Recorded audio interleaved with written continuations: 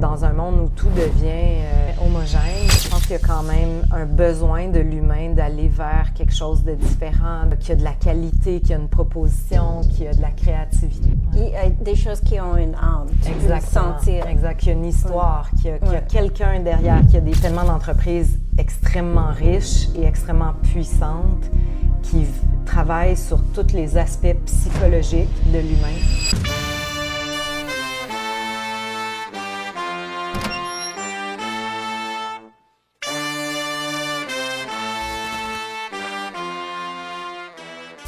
Alors, bonjour, c'est vraiment un plaisir de t'accueillir. Bien, c'est un plaisir partagé. Oui. Rencontrer. Et alors, je suis Christine Préfontaine. Je fais une série de podcasts qui s'appelle Fabrique en collaboration avec Bacano Vibes. Et oui, on était très intéressés à ton parcours, puis ton histoire, puis tout ça qui a à faire avec le MAD Collectif, puis le MAD Festival. Et j'ai décidé en préparant de faire quelque chose un peu différent de ton rôle comme plateforme, puis le point de vue que sûrement tu as développé pendant 25 ans. Alors, les questions sont un peu plus dans cet encadrement-là. Alors, on va commencer. Alors, tu travailles dans le milieu de la mode depuis 25 ans, mais depuis une position très particulière, plus comme plateforme que comme une marque. Qu'est-ce que cette position t'a permis de voir? En fait, c'est une excellente question. C'est vrai que notre point de vue, il est très global. Parce que quand on fait un événement comme celui-là, on accueille déjà les créateurs. Ensuite, pour que les créateurs puissent être mis en valeur sur scène, on collabore avec les maquilleurs, on collabore avec les coiffeurs, on collabore avec les photographes qui vont témoigner de ça. Ensuite, les journalistes, les créateurs de contenu. Donc, on doit aussi financer cet événement-là. Donc, ça veut dire qu'on a des partenaires. Alors, c'est vraiment Puis on a le public aussi.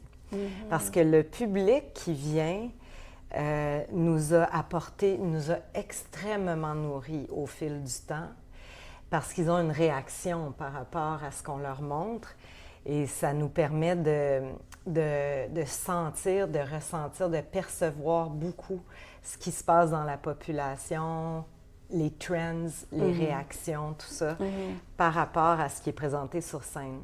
Donc, c'est sûr qu'on parle à tout le monde.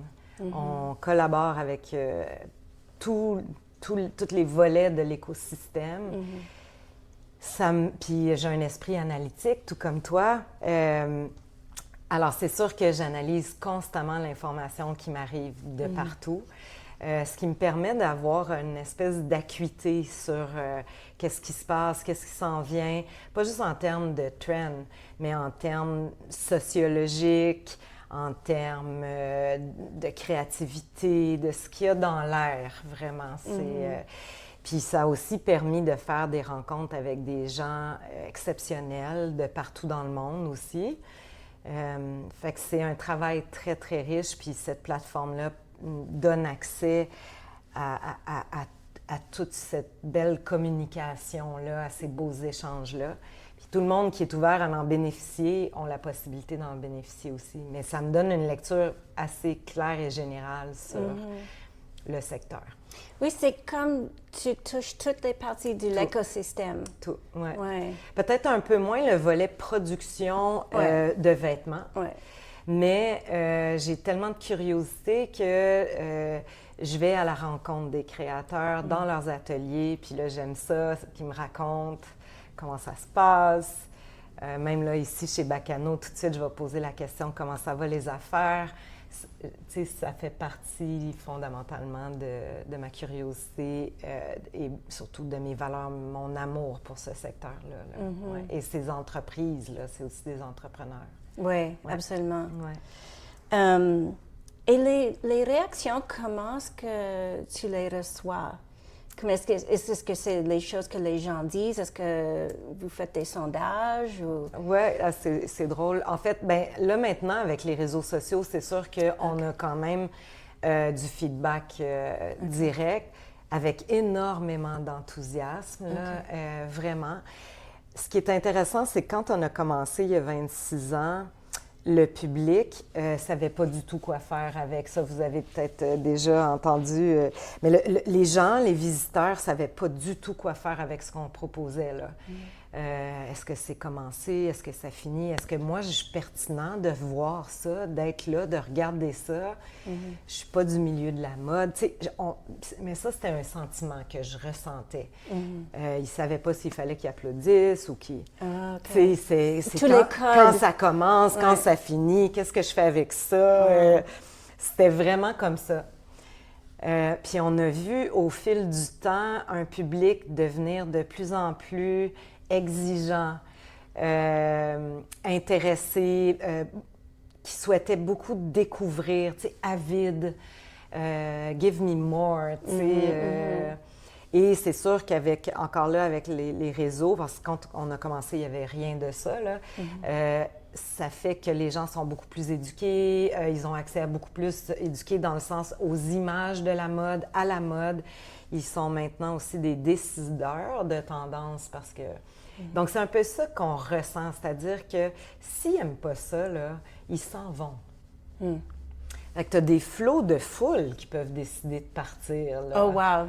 Oui, oui.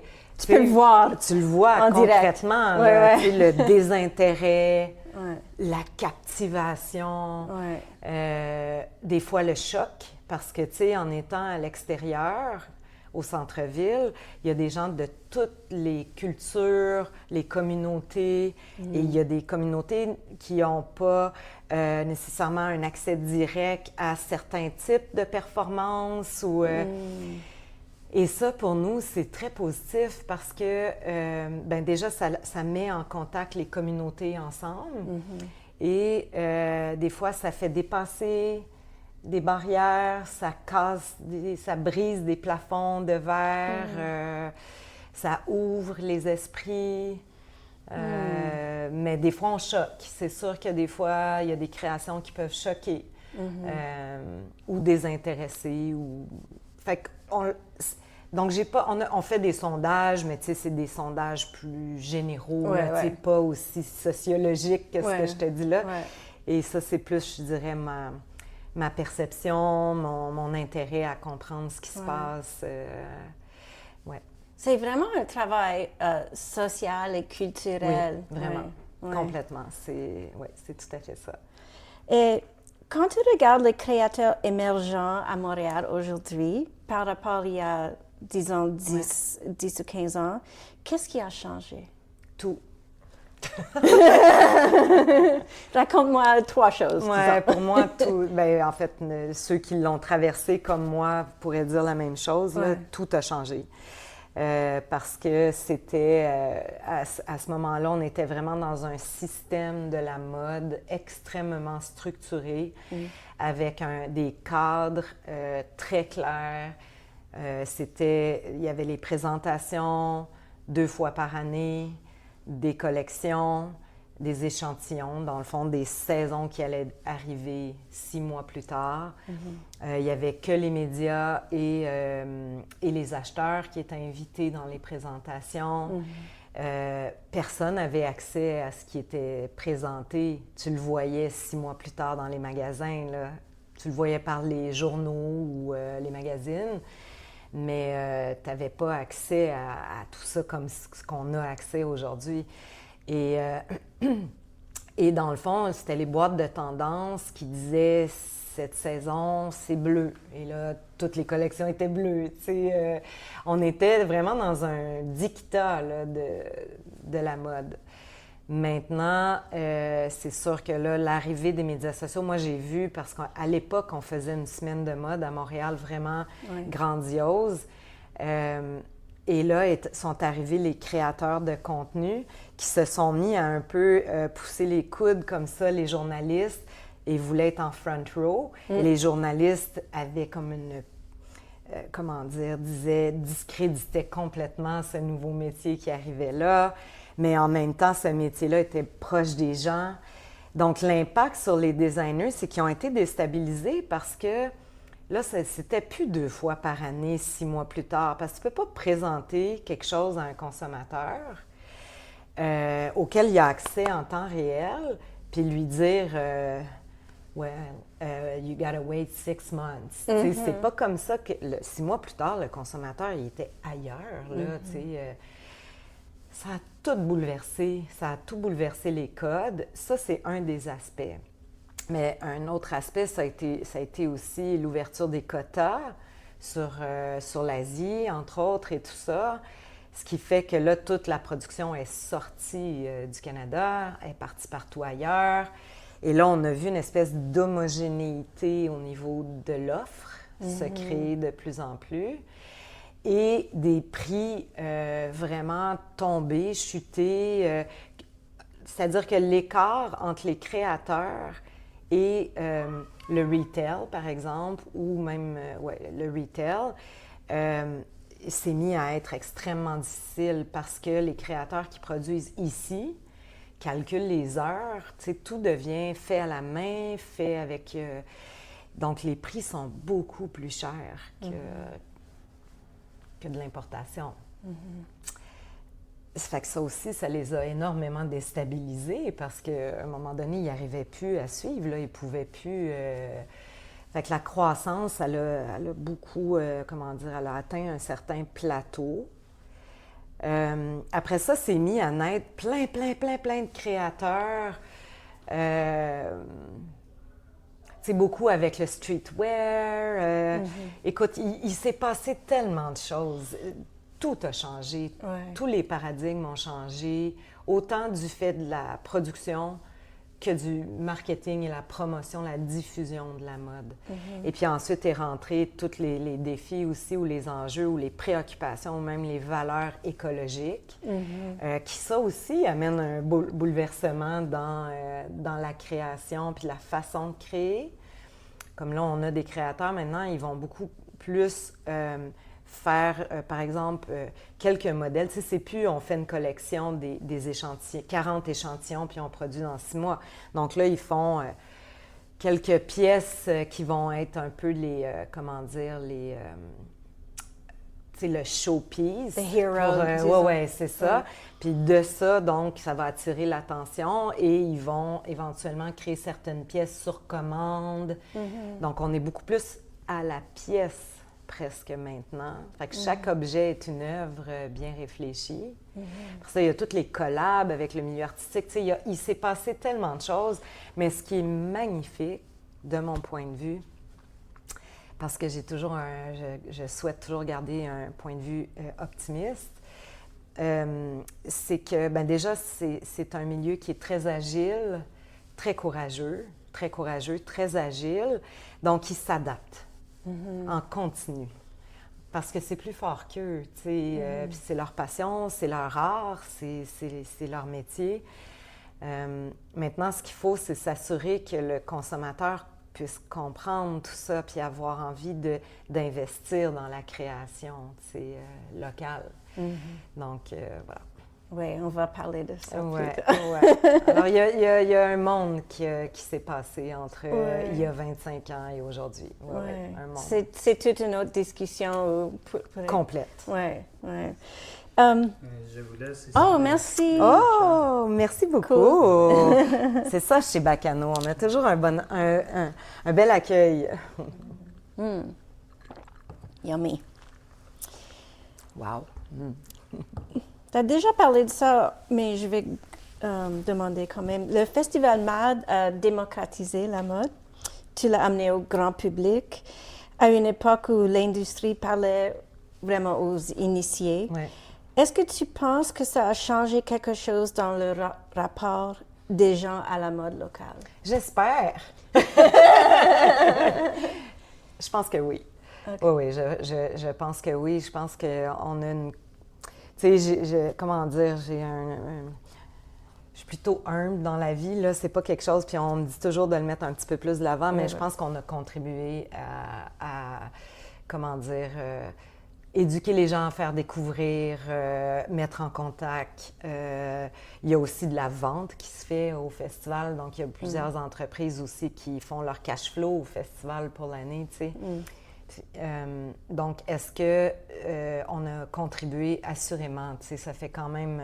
tu sais, il y a 700 000 personnes qui viennent au festival. Wow, OK. Là, on est rendu qu'il y a sur TikTok, ils font du unpacking de leurs découvertes au MAD, tu sais. Oh, wow, cool.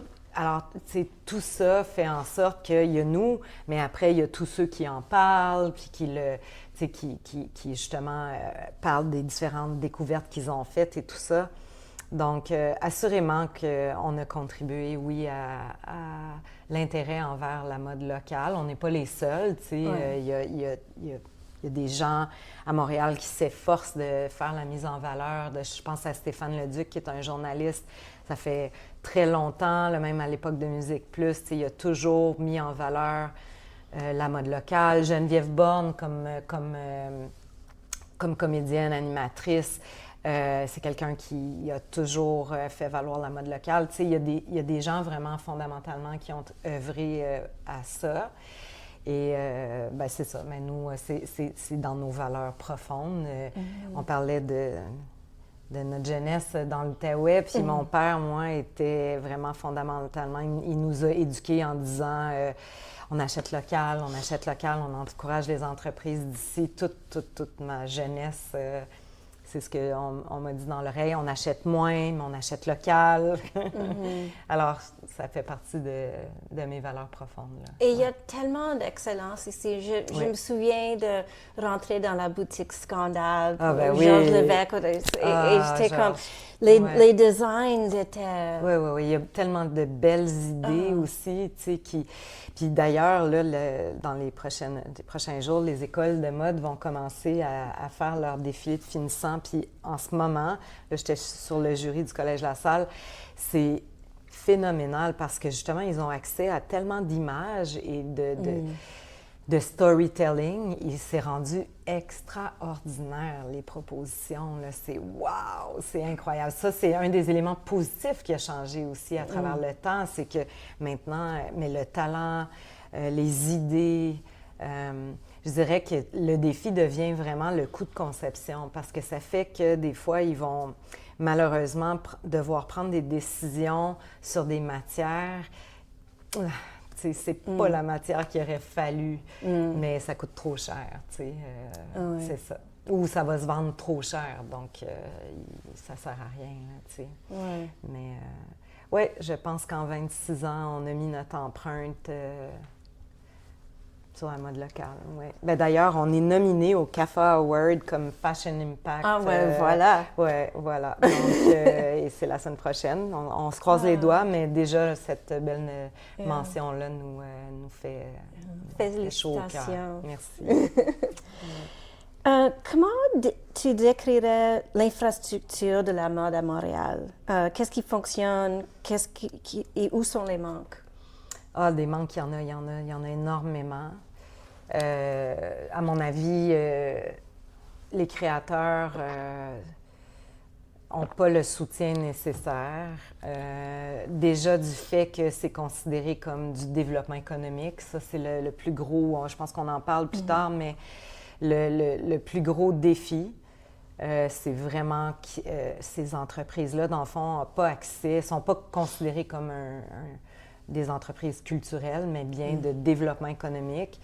Et donc, tous les programmes qui existent actuellement, dans les exigences, demandent à ce que, pour qu'ils aient accès, par exemple, à du soutien financier, ils doivent faire un chiffre d'affaires de 200 000 $ et plus, ce qui n'est pas du tout le cas pour ces entreprises créatives-là. Donc, c'est partie perdue. Puis de toute façon, ils ne sont pas dans un set minding de production comme peut l'être, par exemple, un détaillant. Là, Catherine Préfontaine, La vie en rose, on n'est pas du tout dans le même registre en termes financiers, power, corporate power, puis tout ça. Là, donc ça, c'est le gros gros enjeux. Ils devraient avoir accès, ils devraient être considérés comme vraiment étant des entreprises culturelles. Et je ne sais pas pourquoi elles ne le sont pas. Alors ça, c'est le premier grand défi. Ensuite, l'autre défi, je pense que c'est très difficile en termes de découvrabilité parce qu'ils sont partout en ville. Donc, c'est quelqu'un, par exemple, qui se dit je veux m'acheter local. Ouf, c'est compliqué. Il faut faire beaucoup de recherches. Ils peuvent venir sur le site du MAD puis regarder c'est qui les pop-up, tout ça, mais là, ils ont intérêt à avoir une voiture pour faire un peu le tour de la ville parce qu'ils sont éparpillés un peu partout, tu sais. Donc ça, c'est un défi en soi, tu sais, de la découvrabilité. Ensuite de ça, bien, le premier, c'est le plus gros, c'est le financement. Ensuite de ça, tu sais, c'est sûr que, mais ça, c'est tous les créateurs émergents dans le monde. Tu sais, j'en ai rencontré, d'ailleurs, Baccano collabore avec plusieurs d'entre eux, puis en fait valoir beaucoup, mais, tu sais, maintenant, si tu veux faire du bruit sur les réseaux ou sur le web ou vraiment, tu sais, dire « je suis ici », ça prend de l'argent, tu sais. Tu peux pas juste, à moins vraiment là, faire un contenu incroyable qui devient viral.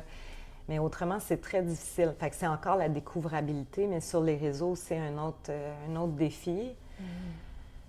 Le prix des matières, la difficulté au niveau de la production, le manque de ressources, la perte de savoir-faire, c'est sûr que ça aussi, ça a été, tu sais, ils se déchirent les couturières parce que il y en a plus beaucoup. Quand j'ai fait ma recherche du business of fashion, j'ai vu qu'en France et en Italie, le gouvernement subventionne beaucoup, donne beaucoup d'appui. C'était comparé aux États-Unis. Je ne sais pas comment au Québec et au Canada, mais c'était quelque chose que j'ai constaté, qu'il y avait beaucoup plus de subventions, d'appui. Oui. Bien, c'est sûr que, par exemple, en France ou même en Italie, c'est des pays qui ont une culture de la mode. Tu sais, ils ont les grandes familles qui sont dans ce domaine. Ils ont eu des grands créateurs. Tu sais, c'est des pays qui reconnaissent la mode. Ici, il n'y a pas de reconnaissance suffisante de la mode. C'est vu un peu comme futile. Tu sais, c'est comme si les gens se désintéressaient très rapidement. Comme si c'était juste, tu veux être cute, tu fais de la mode, tu veux être cute, tu portes de la mode. Tu sais, c'est comme si on y enlève sa profondeur, son importance. Alors, c'est une des raisons. Ceci étant dit, en Europe, il y a possiblement plus de programmes. Je pense effectivement qu'il y a plus de programmes, de structures, de musées, d'écoles, de hubs, de labs, ils se posent beaucoup de questions, de salons, etc. Par contre, il y a une plus grande masse de gens qui œuvrent et qui veulent performer dans la mode. Alors moi, tu sais, souvent, il y a des créateurs du Québec, même partout au Canada, qui vont dire « Moi, je pars, je vais réussir en Europe, c'est là que ça va fonctionner. » Matière fécale. Oui, mais ça, c'est un autre exemple. Ouais. Mais j'en ai vu beaucoup aller en Europe puis prendre un mur parce qu'il y a tellement de talents de partout dans le monde qui convergent à Paris pour le rêve. Tu sais, c'est un peu comme aller à Los Angeles en cinéma. Oui, il y a plus d'opportunités à Los Angeles, mais c'est comme fait la queue, là. Il y a du monde qui veulent cette place-là. Tu comprends ce que je veux dire? Matière fécale, c'est autre chose pour moi parce que matière fécale, c'est un univers. C'est pas que de la mode. On est vraiment dans un mode de vie. C'est une communauté, c'est un lifestyle, c'est une expression. Et je les suis parce qu'ils sont nés au festival. C'est la première fois qu'Anna s'est rasée, Steven aussi, et pour faire un défilé au festival. Après, je les ai suivis. Ils ont quitté pour New York. Puis avant de se rendre là où ils sont rendus, ouf, Ouais. ouf, C'était un parcours. ouf. Alors, tu sais, faut pas, tu sais, faut pas idéaliser. C'est important. Moi, je suis plus de l'école de parcours, disons, comme Céline Dion. Sois forte d'abord chez toi. Ouais. Charlotte Cardin fait la même chose. Bâtis ta communauté très forte chez toi. Ça va toujours être ton assise.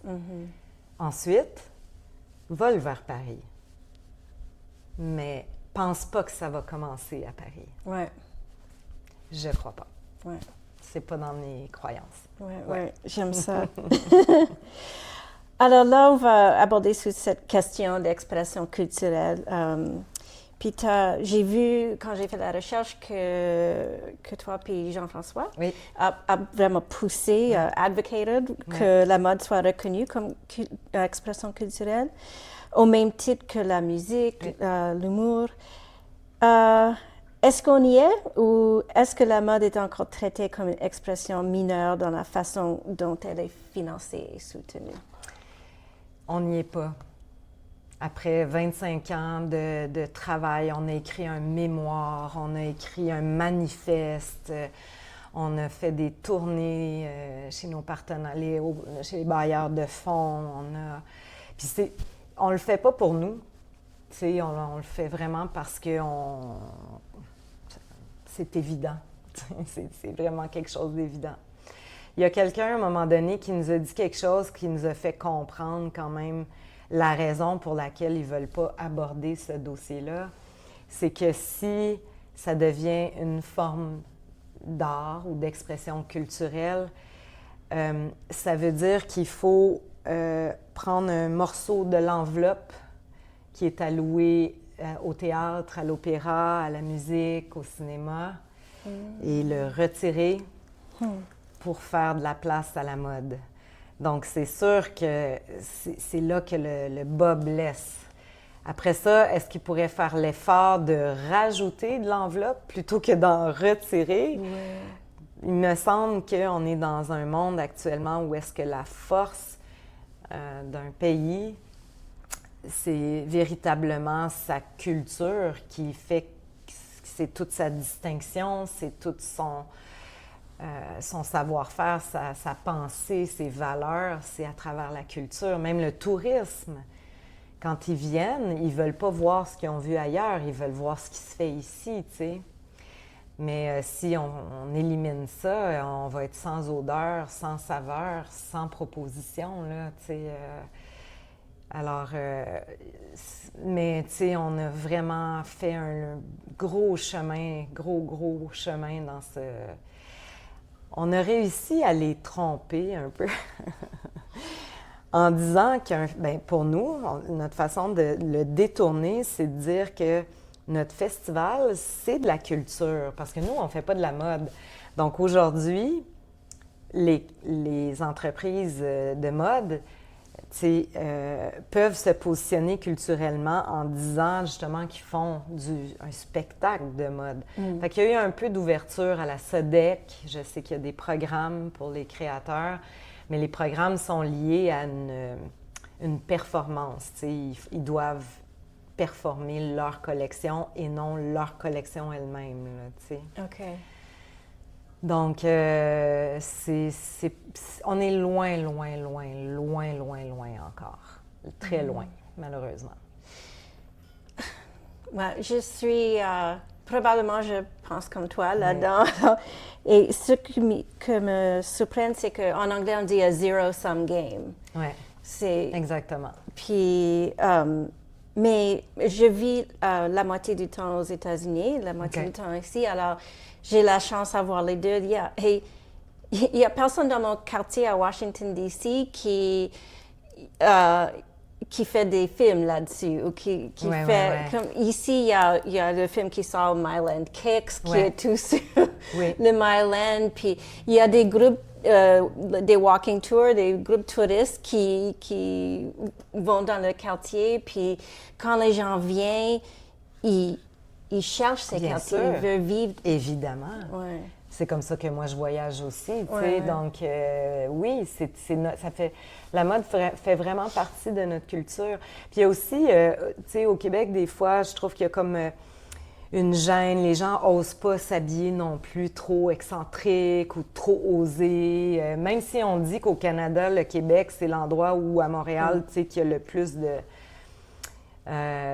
fait que si les gens se manifestent plus, puis la nouvelle génération se manifeste de plus en plus, peut-être qu'éventuellement, ça va leverager tout le secteur, puis les soutenir plus, attirer l'attention des gouvernements et tout ça. Mais tu sais, en ce moment, tu sais, hier, j'étais avec des gens du cinéma. Le cinéma vit beaucoup de difficultés aussi, là. Toute la culture en général, en ce moment, tu sais, vit des difficultés, là. Donc... Mais je persiste à croire, tu sais, je pense que justement, dans un monde où tout devient homogène, je pense qu'il y a quand même un besoin de l'humain d'aller vers quelque chose de différent, tu sais, qui a de la qualité, qui a une proposition, qui a de la créativité, tout ça, pardon. Donc, I believe que c'est ça qui peut éventuellement sauver la création. Oui. Il y a des choses qui ont une âme, tu peux le sentir. Exact, qu'il y a une histoire, qu'il y a quelqu'un derrière, qu'il y a des familles, qu'il y a de l'effort, qu'il y a... Tu as passé beaucoup d'années à donner de la visibilité à l'économie créative montréalaise. On va sortir là notre boule de cristal. Dans 5 ans, à quoi ressemble cette économie et qu'est-ce qui doit se passer pour que ça soit vrai? Wow! C'est parce que, tu sais, avec l'arrivée de l'AI, le monde va tellement changer. Tu sais, si tu m'avais posé la question il y a 10 ans, j'aurais pu probablement mieux percevoir qu'est-ce qui va arriver dans 5 ans. Là, quoi qu'il y a eu une pandémie, celle-là, on ne l'a pas vu venir, mais là, avec l'arrivée de l'intelligence artificielle, tu sais, je pense que ça va être... Bien, je pense pas, puis je pense on est tous à se poser la question, mais tu sais, ça va être un bouleversement majeur de tout. Mais l'humain va continuer déjà à s'habiller tous les jours. That's a good thing. Yeah, AI ne peut pas nous habiller. Non, exactement. Quoi qu'il y a maintenant de l'impression 3D, là, mais bon. Puis de la création aussi mode par intelligence artificielle. Mais ceci dit, je pense que l'humain va avoir encore plus besoin d'être en communauté, de se voir, de se rencontrer, de se toucher, de vivre des expériences en vrai. Donc, je pense que la culture va avoir mot au dossier fortement, j'y crois. La culture, les arts en général. Il va falloir qu'elle s'adapte très, très, très, très, très, très vite. Ça va avoir besoin de beaucoup d'astuces, de formes d'expression, tu sais, qui vont unir puis rassembler les humains. Puis ça va être dans 5 ans. Dans 5 ans, ça s'en vient vite. Il faut vraiment... On va perdre le pied un peu, là. Donc, il va falloir être très agile. Puis c'est pour ça que je pense que les artistes, les créatifs vont probablement être ceux qui vont s'adapter le mieux parce qu'ils sont déjà en constante adaptation. Donc, j'y crois. Je pense que les artistes vont être ceux qui vont avoir le feel. Tu sais, je vais donner un exemple, possiblement, tu sais, je ne sais pas, tout le monde ne sera pas d'accord avec ça, mais la performance que Bieber a fait dans les derniers jours... Moi, j'ai pas vu. Ah, mon Dieu! Ben, tu sais, c'est comme une proposition tellement surprenante, mais en même temps, tu sais, avec quelque chose d'authentique, même si on ne sait pas jusqu'à quel point c'est authentique, mais comment dire? C'est comme, je pense que les artistes ont une intelligence perceptuelle pour s'adapter, puis qui vont avoir leur place, une place importante pour la survie de notre espèce. J'écrivais, c'est un esprit de découverte et d'expérimentation. Exact, exact. Puis d'agilité, parce que tu n'as pas le choix de t'adapter très, très, très, très vite, tout le temps. Ça va être intéressant de voir quelles vont être leurs propositions dans ce nouvel univers-là qui va nous être proposé. D'année en année, qu'est-ce que les candidatures et les participants du Festival MAD te disent sur la santé de l'écosystème créatif? Qu'est-ce que tu vois que le public ne voit jamais? Ouais. Que tu peux parler. Oui, ben, c'est vraiment difficile. C'est vraiment très difficile. Puis, tu sais, j'en parle, puis ça me rend émue parce que ces gens-là travaillent d'arrache-pied dans des conditions qu'ils ne devraient pas avec le talent qu'ils ont. Donc, c'est très difficile. Fait qu'ils survivent, t'sais.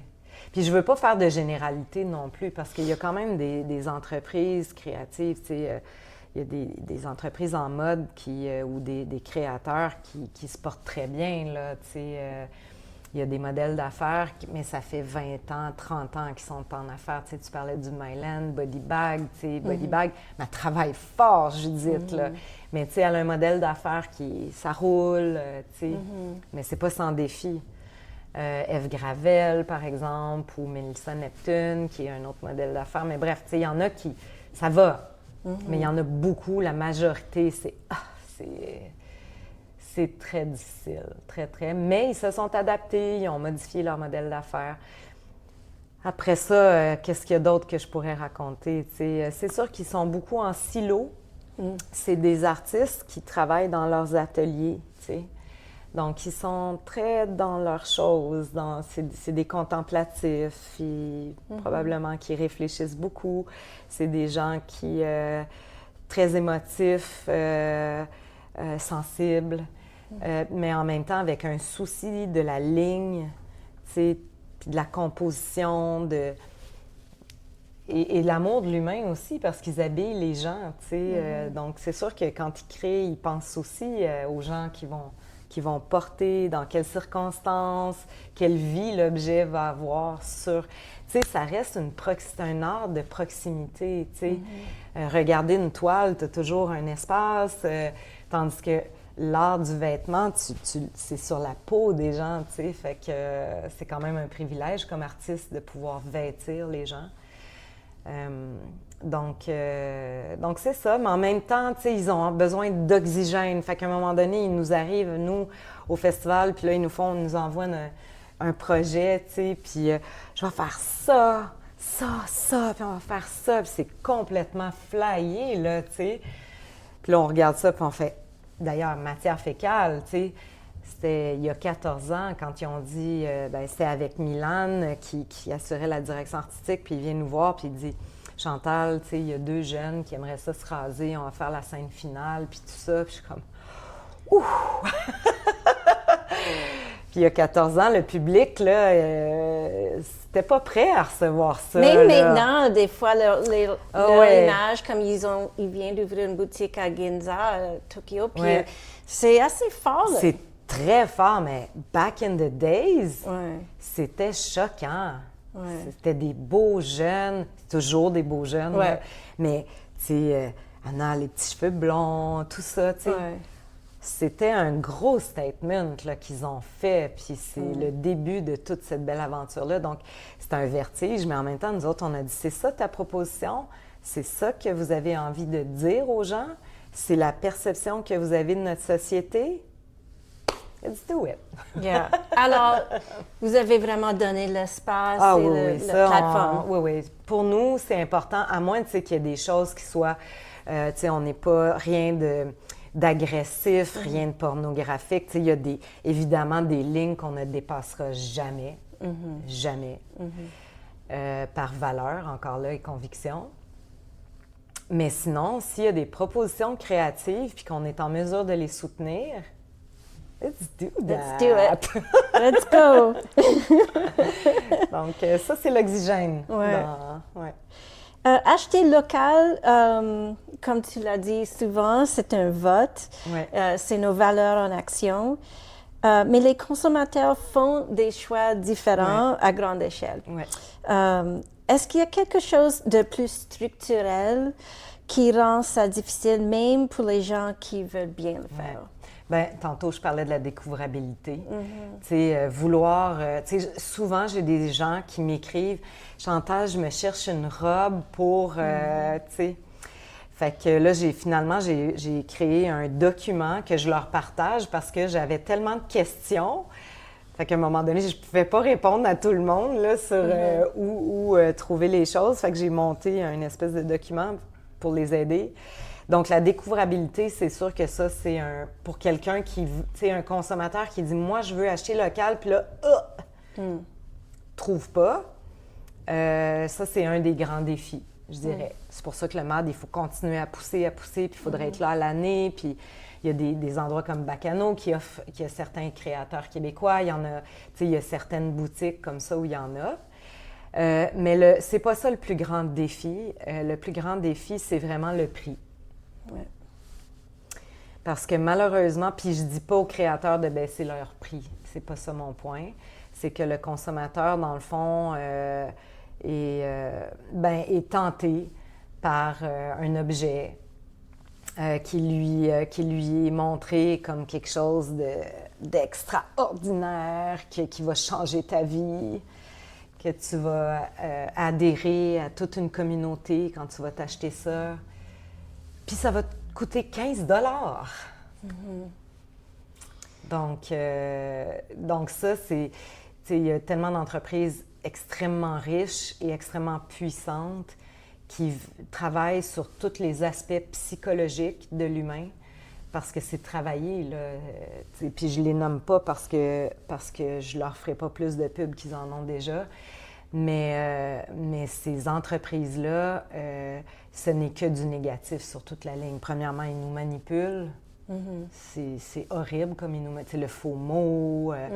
Ils vont trouver des façons, tu sais. Maintenant, par rapport à, par exemple, le volet écologique, bien, le consommateur de ces marques-là vont dire « Mais c'est pas grave, moi, je recycle. » Tu sais.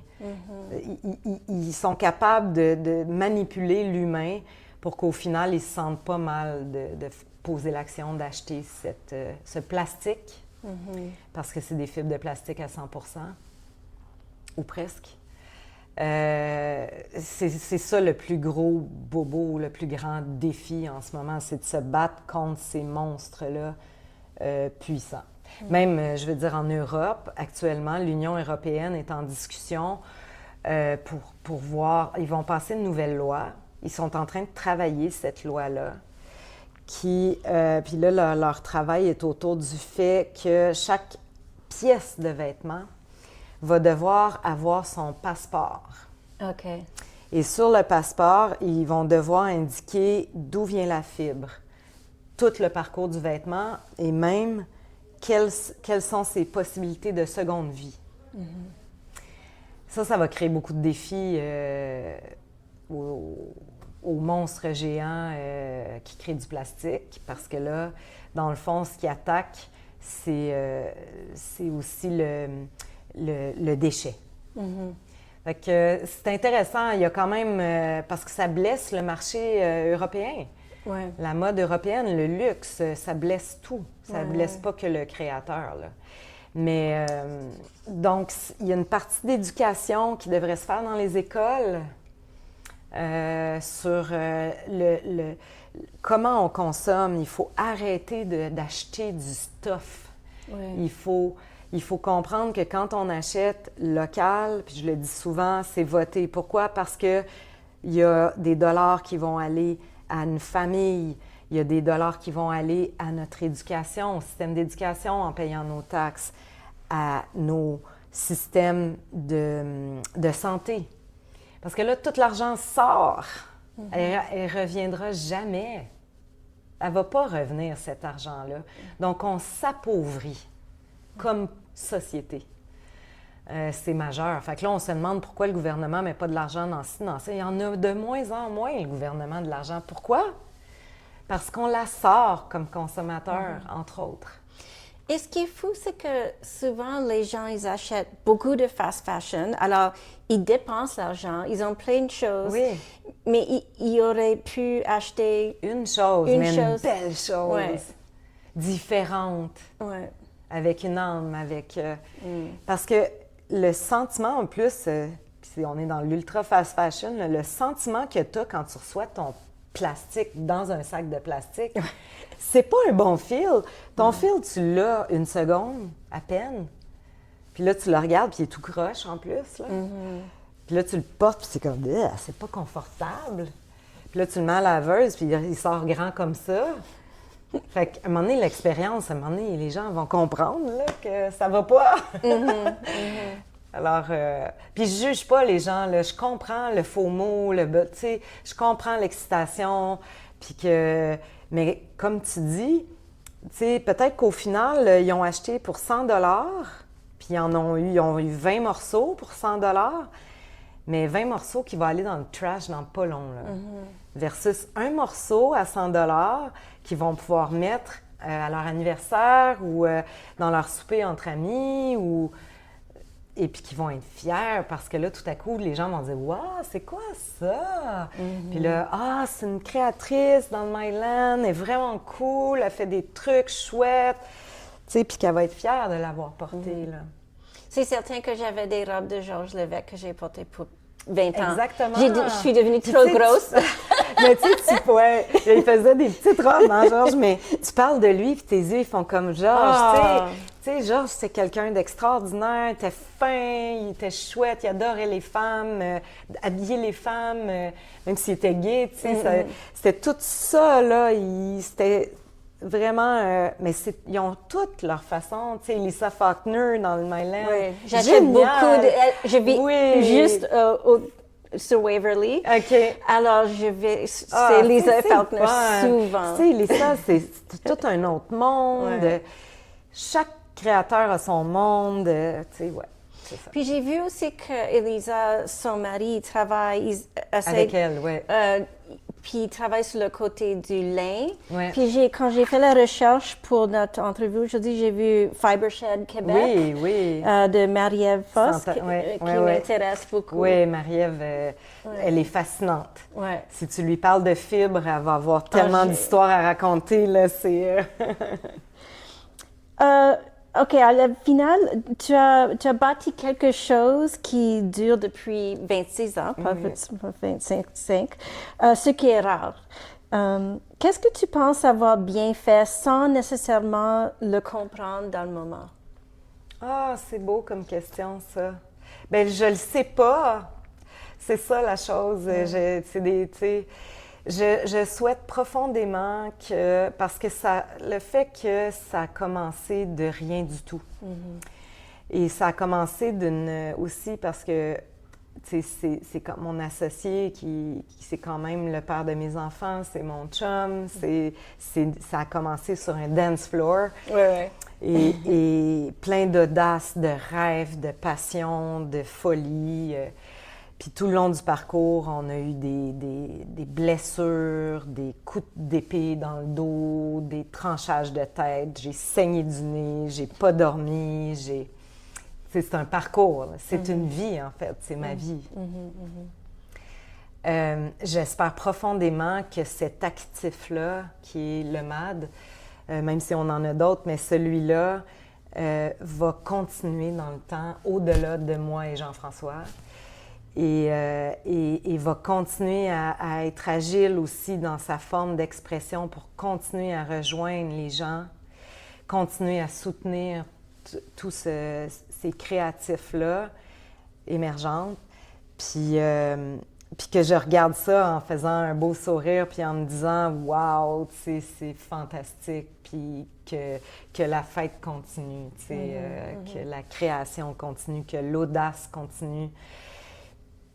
Ce qu'on va nous reconnaître, je ne le sais pas, parce que c'est dur d'être reconnu.